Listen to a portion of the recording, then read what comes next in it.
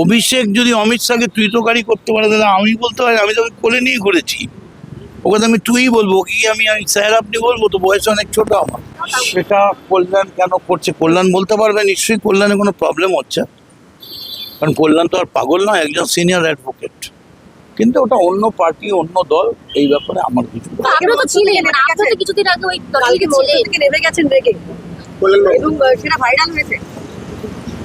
সেটা কেন নেবেছেন, কি হয়েছে, এগুলো কল্যাণ ব্যানার্জি বলতে পারবেন। তবে আমি এইটুকুনি বলবো যে কল্যাণ ব্যানার্জি একজন সিনিয়র এমপি, 3বার এমপি হয়েছেন, এমএলএ হয়েছেন।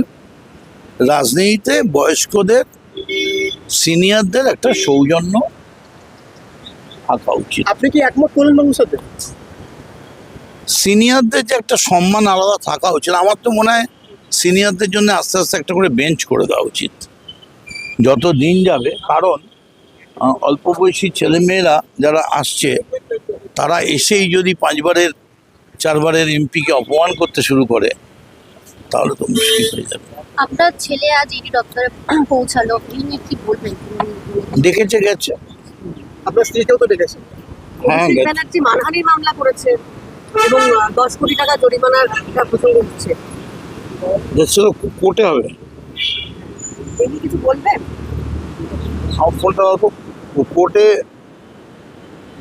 বলবো, মানে আমার যা উনি লিগাল নোটিশ পাঠিয়েছেন, আমি সেটা লিগাল নোটিশই পাঠাবো।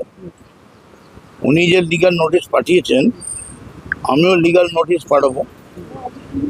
এবং আমি আগের দিন আমাকে যা উনি ইডি থেকে যা জানতে চেয়েছে, যা বলতে চেয়েছে, আমি যাব এবং আমি কথা বলবো এবং নিঃসন্দেহে আমি তার উত্তর দেবো।